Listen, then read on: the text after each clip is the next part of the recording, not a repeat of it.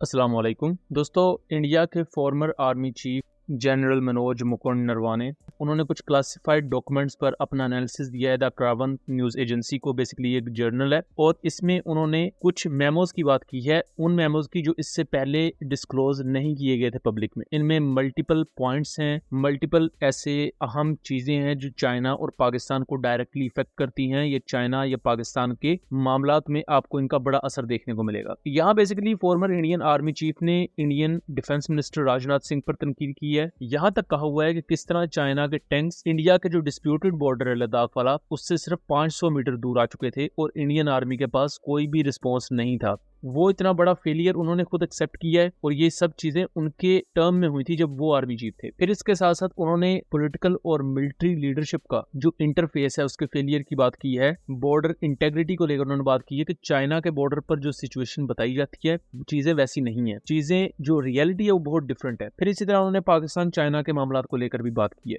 तो मैं बता दूं कि जनरल मनोज नरवाने ये बेसिकली 2019 से लेकर अप्रैल 2022 तक यानी कि ऑलमोस्ट 3 साल तक इंडिया के चीफ ऑफ आर्मी स्टाफ रहे थे।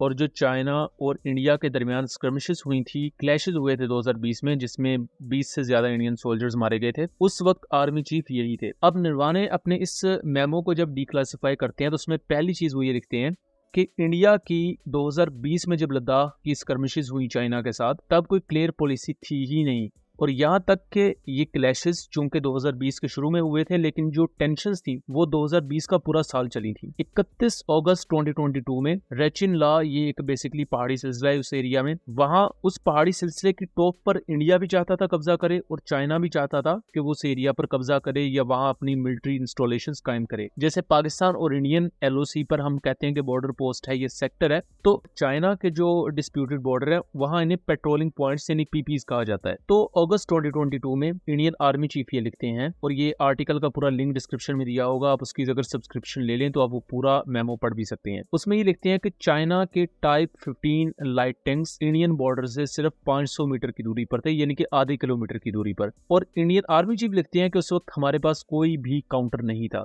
उन्होंने उस वक्त इंडिया के डिफेंस मिनिस्टर राजनाथ सिंह को कॉल की और उनसे पूछा कि आप इस बारे में कुछ बताएं। इंडिया के डिफेंस मिनिस्टर ने एग्जैक्ट ये अल्फाज लिखे कि जो सही समझो वो करो, यानी कि भाई जो तुमने करना है करो, मेरा इस मामले से कोई ताल्लुक नहीं है। इस पर बेसिकली उन्होंने क्रिटिसिज्म ये किया है कि जब टॉप लीडरशिप जैसा कि जो आर्मी चीफ है वो defence minister, then prime minister और फिर प्रेसिडेंट, उनसे वो मालूमात लेता है या उनसे ऑर्डर लेता है, फिर वो उसे एग्जीक्यूट करता है। तो जब उसे ऊपर से एक ओपन एंडेड जवाब मिला कि भाई जो करना है करो, कल को अगर इंडियन सोल्जर्स की कैजुअलिटीज ज्यादा हो जाती तो इसी आर्मी चीफ ने रगड़े जाना था। तो इस पर उसने काफी ज्यादा तनकीद की है कि इंडिया की जो लीडरशिप है वो एक बंदे को आगे एक फेस के तौर पर खड़ा करती है, अगर उससे काम अच्छा हो गया तो जिंदाबाद, ना अच्छा हुआ तो उसे रगड़ा जाएगा।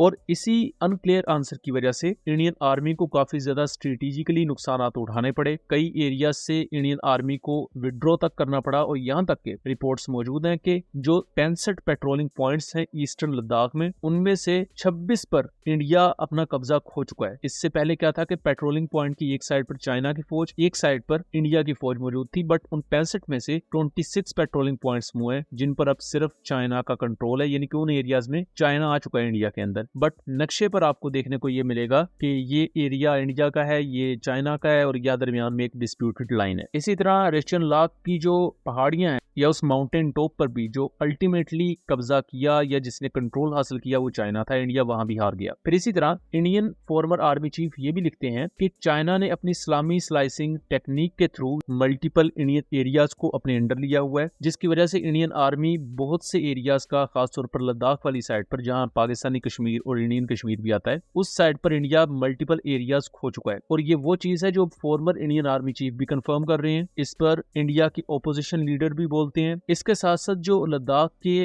लोकल्स हैं उनके मल्टीपल इंटरव्यूज मौजूद हैं कि चाइना ने बहुत से एरियाज को अपने अंडर लिया है और इंडिया उन पर कभी भी बात नहीं करता। उसकी सिंपल एज वजह ये है कि इंडिया के पास चाइना का मुकाबला करने के लिए ना तो बेहतर वेपनरी है, ना इंडिया के पास टेक्टिकल सुपीरियोरिटी है कि इंडिया की टैक्टिक्स इतनी अच्छी हो कि इंडिया उन्हें पुश बैक कर सके। इंडिया अल्टीमेटली जोर चलाता रहा है पाकिस्तान पर, और मई में भी जो उनके साथ हो चुका है, अब वो उससे भी डर रहे हैं। तो आजकल उन्होंने बांग्लादेश वाला एक फ्रंट खोला हुआ है। इसी तरह अग्निपथ स्कीम के बारे में फॉर्मर इंडियन आर्मी चीफ लिखते हैं कि इंडियन प्राइम मिनिस्टर ऑफिस की तरफ से ये बयान आता है कि भाई 1000 जवान और 100 सोल्जर्स पायलट बेसिस पर जो अग्निपथ स्कीम के थ्रू आएंगे उन्हें लद्दाख में डिप्लॉय किया जाएगा चाइना के खिलाफ। अब अग्निपथ स्कीम क्या है उस पर डिटेल वीडियो हमने बनाई हुई है, उसका लिंक मैं डिस्क्रिप्शन में दे दूंगा, उस वीडियो को जरूर देख लीजिएगा। अग्निपथ स्कीम में आप कुछ सालों के लिए कुछ सोल्जर्स को लेकर आते हैं और उन सोल्जर्स में से सिर्फ 25% जो सोल्जर्स हैं वो परमानेंट कमीशन हासिल कर पाते हैं और बाकियों को रिटायर कर दिया जाता है सिर्फ कुछ साल की सर्विस के बाद। सो इससे इंडियन गवर्नमेंट को ये फायदा हुआ कि जो पेंशन के पैसे थे या पेंशन के लिए बजट एलोकेट करना होता था उसमें कमी आई। अदरवाइज टेक्टिकली और स्ट्रेटेजिकली इंडियन आर्मी और बाकी सर्विसेज कमजोर हुई। इसी तरह इंडिया के फॉर्मर आर्मी चीफ इस चीज की तरफ भी इशारा करते हैं कि पाकिस्तान और इंडिया की बढ़ती हुई जॉइंटनेस या उनकी मिलिट्री की टेक्टिकल कोऑपरेशन वो सबसे बड़ा खतरा है इंडिया के लिए। ये खतरा नहीं है इंडिया के लिए कि चाइना उनसे बड़ा है,